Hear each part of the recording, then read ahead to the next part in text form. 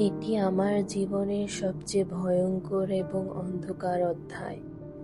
আজ 4 বছর পর যখন আমি মানসিকভাবে কিছুটা সুস্থ, তখন এই ঘটনাটি গুছিয়ে দেখছি। ঘটনাটি অলৌকিক ঠিকই, কিন্তু এর প্রতিটি মুহূর্ত ছিল রক্ত মাংসের বাস্তব।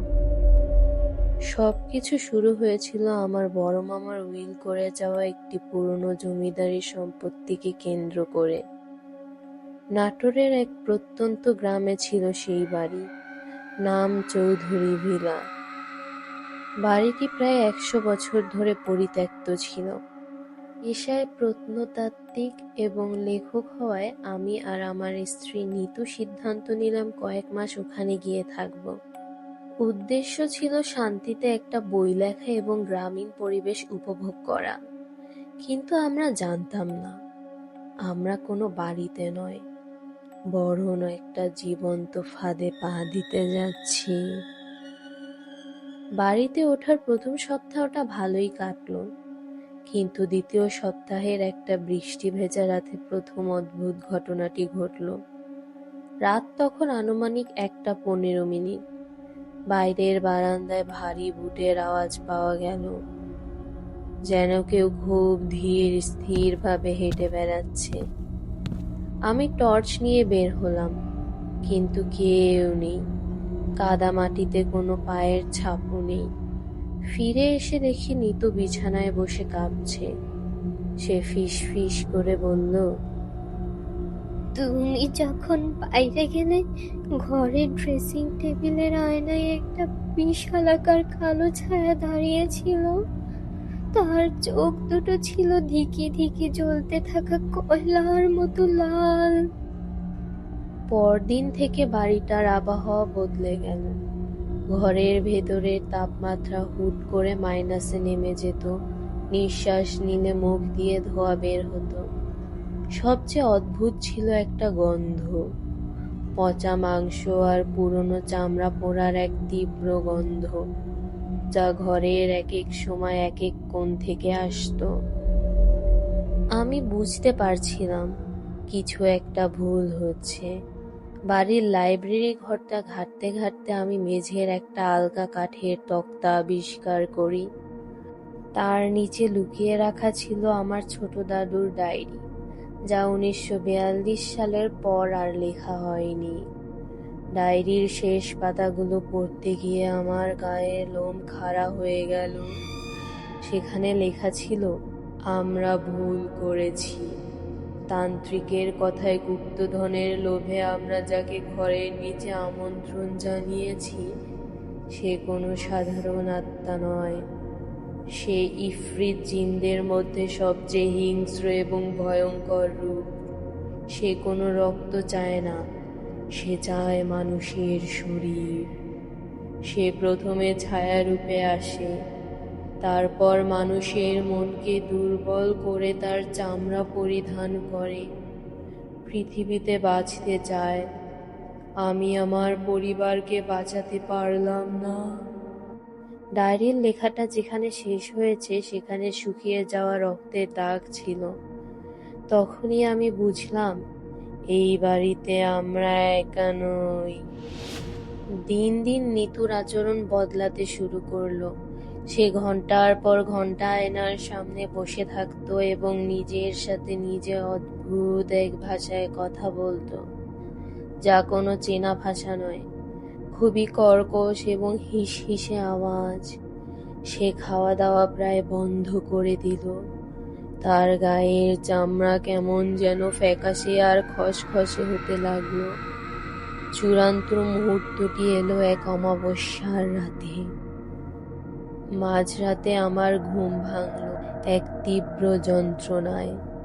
চোখ মেলে দেখি নিতু আমার বুকের ওপর বসে আছে, কিন্তু তার চোখ দুটো সম্পূর্ণ কালো, কোনো মনি নেই। তার মুখটা স্বাভাবিকের চেয়ে অনেক বড় হা হয়ে গেছে এবং সেখান থেকে সেই পচা মাংসের গন্ধ বের হচ্ছে। সে নিতুর গলায় কিন্তু পুরুষালী এক গম্ভীর আওয়াজে বলল, এই শরীরটা এখন আমার, আর অল্প কিছুক্ষণের মধ্যে রাতটাকে আমি চিবিয়ে খেয়ে ফেলবো, তারপর তোর পালা। আমি বুঝতে পারলাম সাধারণ কোনো ওঝা বা কবিরাজের কাজ হবে না। আমি আমার এক পরম ধার্মিক এবং আধ্যাত্মিক সাধক বন্ধু হাফেজ মাওলানা তারেককে জরুরি ভিত্তিতে ফোন করে আনিয়েছিলাম। সে তার সাথে আরো দুজনকে নিয়ে পরদিন সন্ধ্যায় চৌধুরী ভিলায় এসে পৌঁছানো। রাত 10টায় ঘরের মূল হলরুমে নিতুকে একটা কাঠের চেয়ারে বেঁধে বসালাম। নিতু তখন আর নিতু নেই। তার শরীরটা অমানসিক শক্তিতে কাঁপছিল। 4 জন পুরুষ মিলেও তাকে ধরে রাখা যাচ্ছিল না। তারেক ঘরের চারপাশে লবণের গণ্ডি দিল এবং দেয়ালে বিশেষ কিছু আয়াত ও আরবি নকশা লিখে দিল। এরপর সে জোরে জোরে সূরা আল বাকারা এবং আয়াতুল কুরসি তিলাওয়াত করা শুরু করলো। কুরআন তিলাওয়াত শুরু হতেই ঘরের ভেতরের দৃশ্য নরকে পরিণত হলো। পুরো ঘর ভূমিকম্পের মতো কাঁপতে লাগলো। দেয়ালের প্লাস্টার খসে খসে পড়তে লাগলো। ঘরের আসবাবপত্র, টেবিল, চেয়ার বাতাসে ভাসতে শুরু করলো। আমাদের দিকে উড়ে আসতে লাগলো। নিতুর মুখ থেকে এমন এক আর্তনাদ বের হচ্ছিল যা কোনো মানুষের পক্ষে সম্ভব নয়। ঘরের কাচের জানালাগুলো সেই চিৎকারে ভেঙে গুঁড়ো গুঁড়ো হয়ে গেল। তারেক এক মুহূর্তের জন্য তিলাওয়াত থামালো না।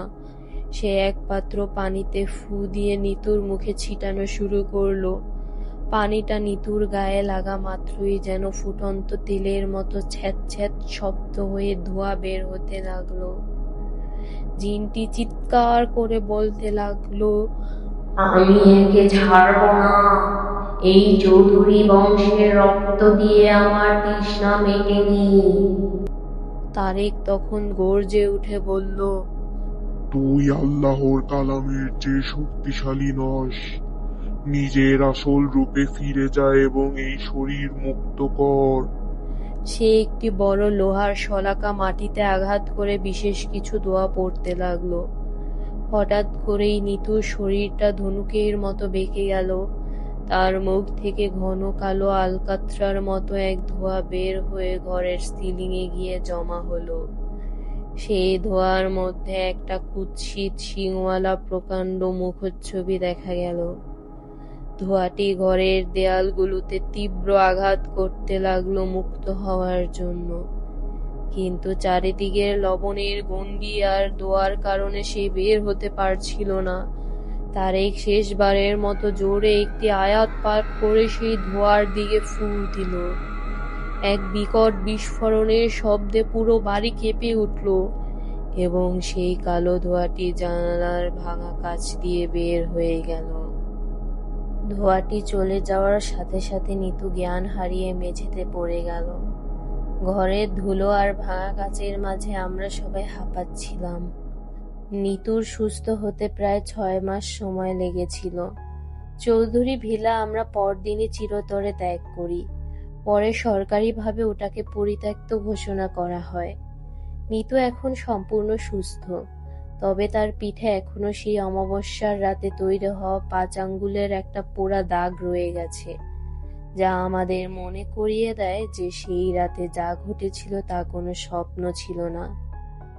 আমরা বেঁচে ফিরেছি ঠিকই, কিন্তু আজও রাতে যখন বাইরে ঝড় বৃষ্টি হয়, আমার মনে হয় সেই কালো ছায়াটা হয়তো এখনো কোনো পুরনো বাড়ির কোণে বসে অন্য কোনো শিকারের অপেক্ষায় দিন গুনছে। গল্পের এই সমাপ্তি এবং জিন তাড়ানোর অংশটি আপনার কেমন লাগলো? আপনি কি এমন কোনো প্রাচীন বাড়ির কথা জানেন যার সাথে অলৌকিক ইতিহাস জড়িয়ে আছে?